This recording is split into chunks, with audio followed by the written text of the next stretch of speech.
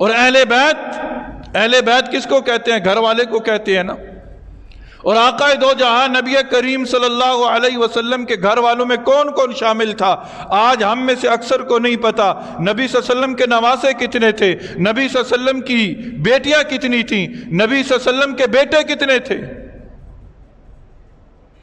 جدھر کی ہوا چلتی ہے ادھر کا رخ نہ کرو، یہ فتنوں کا دور ہے۔ جدھر کی ہوا چل رہی ہے نا ادھر کا رخ اگر کر لو گے اور اسی سمت میں بہاؤ تمہارا ہو جائے گا تو پھر یاد رکھنا ایمان لے کر دنیا سے نہیں جاؤ گے، ایمان خطرے میں پڑ جائے گا۔ اگر ایمان کو محفوظ رکھنا ہے تو پھر ہمیں آقا دو جہاں نبی کریم صلی اللہ علیہ وسلم کے گھر والوں کا بھی پتہ ہونا چاہیے۔ اور پھر محرم کا چاند نظر آتے ہی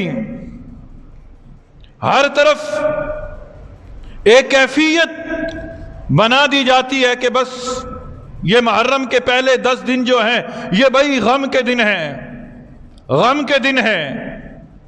ان دنوں کے اندر یہ نہ کرنا، یہ نہ کرنا، یہ نہ کرنا، یہ نہ کرنا، یہ نہ کرنا۔ کیوں غم کے دن ہیں؟ اس لیے غم کے دن ہے کہ نبی صلی اللہ علیہ وسلم کے نواسے کو وادی کربلا کے اندر شہید کر دیا گیا تھا۔ یہ میرا بھی ایمان ہے اور الحمدللہ آپ کا بھی ایمان ہے کہ وادی کربلا کے اندر حضرت حسین رضی اللہ تعالی عنہ پر ظلم و ستم کے پہاڑ ڈھائے گئے۔ لیکن یاد رکھنا اللہ کی دی ہوئی نعمتیں اور اللہ کی بنائی ہوئی نعمتیں اور اللہ کی عطا کی ہوئی نعمتوں میں سے جب ہم بغور مطالعہ کرتے ہیں تو سب سے بڑی نعمت جو ہمیں دکھائی دیتی ہے وہ شہادت کی موت ہے، وہ شہادت کی موت ہے۔ اور اللہ رب العزت نے اپنے حبیب کے نواسے کو نعمت عظمی سے نوازا، نعمت عظمی سے نوازا۔ اور محرم کے مہینے کے اندر محرم کی 10 تاریخ کو اللہ رب العزت نے اپنے حبیب کے نواسے کے سر پر شہادت کا تاج سجا دیا، شہادت کا تاج سجا دیا۔ اور ہم اسی روش پہ چلتے ہوئے حضرت حسین رضی اللہ تعالی عنہ کے ذکر کرتے ہوئے اتنے آگے چلے جاتے ہیں کہ ہم نبی کریم صلی اللہ علیہ وسلم کے باقی نواسوں کو اور نبی کریم صلی اللہ علیہ وسلم کی باقی صاحبزادیوں کو اور نبی کریم صلی اللہ علیہ وسلم کے باقی گھر والوں کو بھول جاتے ہیں۔ آج اس بات کا تقاضا ہے کہ ہمارے علم کے اندر ہونا چاہیے کہ نبی کریم صلی اللہ علیہ وسلم کے گھر والے اور کون کون سے تھے، ازواج مطہرات کے نام کیا تھے، پھر نبی کریم صلی اللہ علیہ وسلم کی صاحبزادیاں کتنی تھیں۔ نبی کریم صلی اللہ علیہ وسلم کی 4 صاحبزادیاں تھیں۔ کتنی صاحبزادیاں تھیں؟ سب کہہ دیں کتنی صاحبزادیاں تھیں؟ 4 صاحبزادیاں تھیں۔ آقا دو جہاں نبی کریم صلی اللہ علیہ وسلم کی سب سے بڑی صاحبزادی کہ جن کا نام تھا کیا؟ حضرت زینب رضی اللہ تعالی عنہ۔ اور یہ چاروں کے چاروں صاحبزادیاں جو ہیں وہ اماں خدیجہ رضی اللہ تعالی عنہ کے بطن سے پیدا ہوئی تھی۔ 4 صاحبزادیاں ہیں، 3 بیٹے ہیں، اور یہ نبی صلی اللہ علیہ وسلم کی ساری اولاد جو ہیں یہ حضرت خدیجہ الکبریٰ رضی اللہ تعالی عنہ کے بطن سے پیدا ہوئی تھی۔ سب سے بڑی صاحبزادی ہیں حضرت زینب رضی اللہ تعالی عنہ، پھر دوسری صاحبزادی ہیں حضرت رقیہ رضی اللہ تعالی عنہ، پھر تیسری صاحبزادی ہیں حضرت ام کلثوم رضی اللہ تعالی عنہ، پھر چوتھی صاحبزادی ہیں حضرت فاطمہ الزہرا رضی اللہ تعالی عنہ، پھر نبی صلی اللہ علیہ وسلم کے 3 صاحبزادے ہیں۔ سب سے بڑے صاحبزادے کا نام ہے حضرت قاسم، دوسرے کا نام ہے طیب طاہر، تیسرے کا نام ہے حضرت ابراہیم۔ یہ نبی کریم صلی اللہ علیہ وسلم کے 3 صاحبزادے، 4 صاحبزادیاں، اور پھر ان کی آگے اولاد۔ حضرت زینب رضی اللہ تعالی عنہ کا نکاح ہوا آپ کے خالہ زاد بھائی سے جن کا نام ابو العاص ہے۔ ابو العاص سے آپ کا نکاح ہوا، اور پھر حضرت زینب کے بطن سے سب سے پہلے ایک بیٹا پیدا ہوا کہ جس کا نام رکھا گیا علی، نبی کریم صلی اللہ علیہ وسلم کا جو سب سے پہلا نواسا ہے وہ کون ہے؟ وہ حضرت علی ہیں، وہ حضرت علی ہیں۔ جی ہاں، وہ علی کے جن سے نبی کریم صلی اللہ علیہ وسلم بڑا پیار کیا کرتے تھے۔ اور یہ بیٹے کس کے ہیں؟ حضرت زینب کے، اور ان کے ابو کا نام کیا ہے؟ ابو العاص۔ اور یہ ابو العاص کون ہے؟ نبی کریم صلی اللہ علیہ وسلم کی زوجہ محترمہ کی بہن کے بیٹے، یعنی حضرت زینب کے خالہ زاد بھائی۔ یہ وہی ابو العاص ہیں کہ شعب ابی طالب کے اندر جب آقا دو جہاں نبی کریم صلی اللہ علیہ وسلم کو معصور کر دیا گیا، سوشل بائیکاٹ کر دیا گیا، تو اس سوشل بائیکاٹ کے اندر حضرت ابو العاص کی ڈیوٹی تھی کہ یہ نبی کریم صلی اللہ علیہ وسلم تک کھانا پہنچایا کرتے تھے۔ یہی وجہ ہے کہ جب محاصرہ ختم ہوا، وہ سوشل بائیکاٹ ختم ہوا، تو حضرت ابو العاص کے کندھے پر تھپکی دے کر نبی کریم صلی اللہ علیہ وسلم نے فرمایا تھا، اے ابو العاص تو نے دامادی کا حق ادا کر دیا۔ تو نبی کریم صلی اللہ علیہ وسلم کے سب سے بڑے نواسے کا نام ہے حضرت علی، اور انہی کے بارے میں مولانا عبد النافع رحمہ اللہ نے 40 کتابیں لکھی اہل بیت کی عظمت پر، اور انہوں نے لکھا کہ فتح مکہ کے موقع پر جب نبی صلی اللہ علیہ وسلم مدینہ منورہ سے چلے تو آپ کی سواری پر جو دوسرا سوار تھا وہ یہی حضرت علی تھے، یہی حضرت علی تھے۔ پھر نبی کریم صلی اللہ علیہ وسلم کی اس چہیتی صاحبزادی حضرت زینب کے ہاں ایک دوسرا بیٹا پیدا ہوا، جو نبی کریم صلی اللہ علیہ وسلم کے دوسرے نواسے، کہ جن کا نام رکھنے کی ابھی نوبت نہ آئی تھی کہ ان کا انتقال ہو گیا، ان کا انتقال ہو گیا۔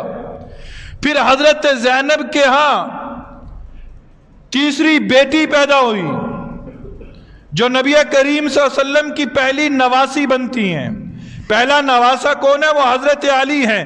دوسرے نواسے کون ہیں؟ کہ جن کا نام ابھی نہیں رکھا گیا تھا کہ ان کا انتقال ہو گیا۔ پھر تیسری بیٹی پیدا ہوئی کہ جس کا نام رکھا گیا امامہ۔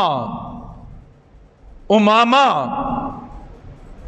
حضرت امامہ رضی اللہ تعالی عنہ، یہ نبی کریم صلی اللہ علیہ وسلم کی نواسیوں میں سب سے بڑی نواسی ہیں، اور یہ وہی امامہ ہیں کہ جن سے آقا دو جہاں نبی کریم صلی اللہ علیہ وسلم بڑا پیار کیا کرتے تھے۔ وہ میدان بدر کے اندر آنے والا مال غنیمت اور اس کے اندر آنے والا ہار کس کو ملا تھا؟ وہ حضرت امامہ کو ملا تھا۔ یہ کون امامہ ہے؟ سنو، اپنے علم کے اندر اس بات کو رکھنا، اپنے دل و دماغ کے دریچے کھول کر سننا۔ یہ وہی امامہ ہے کہ جب حضرت فاطمہ الزہرا رضی اللہ تعالی عنہ کا انتقال ہونے لگا تو انہوں نے حضرت علی سے کہا، اے علی، میرے انتقال کا وقت قریب ہے، مجھے پریشانی یہ ہے کہ تیری خدمت گزار مجھ جیسی کوئی عورت تجھے نہ ملے گی۔ ہاں علی، یاد رکھنا، میرے انتقال کے بعد میری بہن کی بیٹی امامہ سے نکاح کر لینا، اس کے اندر بھی تو میری جیسی صفات پائے گا۔ تو حضرت علی رضی اللہ تعالی عنہ نے جو دوسرا نکاح کیا تھا حضرت فاطمہ الزہرا رضی اللہ تعالی عنہ کا انتقال کے بعد، وہ کس سے کیا تھا؟ وہ نبی کریم صلی اللہ علیہ وسلم کی نواسیوں میں سب سے بڑی نواسی حضرت امامہ سے نکاح کیا تھا۔ پھر ایک رشتے سے حضرت زینب جو ہیں وہ حضرت فاطمہ الزہرا کی سالی بھی لگتی ہیں، اور ایک رشتے سے حضرت زینب حضرت علی المرتضیٰ کی ساس بھی لگتی ہیں۔ تو حضرت امامہ نبی صلی اللہ علیہ وسلم کی نواسیوں میں سب سے بڑی نواسی۔ پھر اس کے بعد حضرت رقیہ رضی اللہ تعالی عنہ، ان کا نکاح ہوا حضرت عثمان غنی رضی اللہ تعالی عنہ سے۔ ان کے بطن سے بھی ایک بیٹا پیدا ہوا، ان کے بطن سے بھی ایک بیٹا پیدا ہوا۔ تو یوں نبی کریم صلی اللہ علیہ وسلم کے نواسے ہو گئے 3، نواسے ہو گئے 3۔ پھر اس کے بعد حضرت رقیہ کا انتقال ہوا تو حضرت ام کلثوم کا نکاح حضرت عثمان سے کر دیا گیا۔ نبی صلی اللہ علیہ وسلم کے پہلے داماد ہیں ابو العاص، اور نبی کریم صلی اللہ علیہ وسلم کے دوسرے داماد ہیں حضرت عثمان، بلکہ یہ دورے داماد ہیں۔ انہی کو نبی صلی اللہ علیہ وسلم نے فرمایا کہ اے عثمان، اگر میری 40 بیٹیاں بھی ہوتی تو یکے بعد دیگرے میں تیرے نکاح میں دیتا چلا جاتا۔ حضرت رقیہ کے انتقال کے بعد ام کلثوم کا نکاح ہوا، ام کلثوم کے بدن سے کوئی اولاد نہ ہوئی۔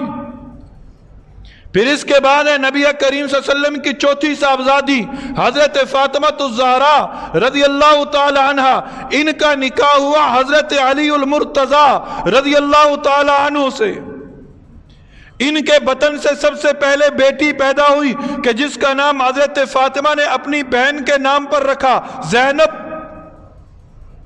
دوسری بیٹی پیدا ہوئی، حضرت فاطمہ الزہرا نے اپنی دوسری بہن کے نام پر ان کا نام رکھا، رقیہ۔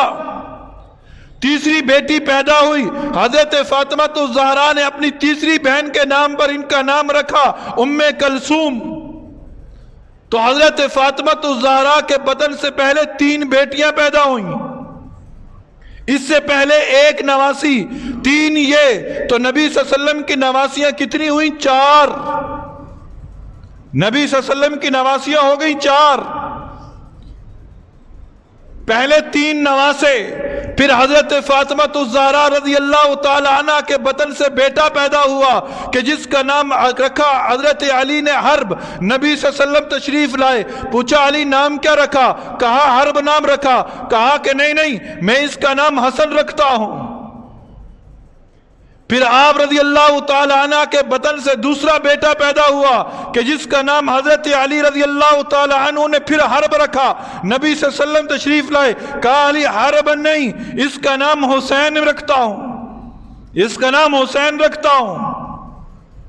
پھر نبی صلی اللہ علیہ وسلم کی اس چہیتی صاحبزادی کے بطن سے ایک اور بیٹا پیدا ہوا کہ جس کا نام محسن رکھا گیا، محسن رکھا گیا۔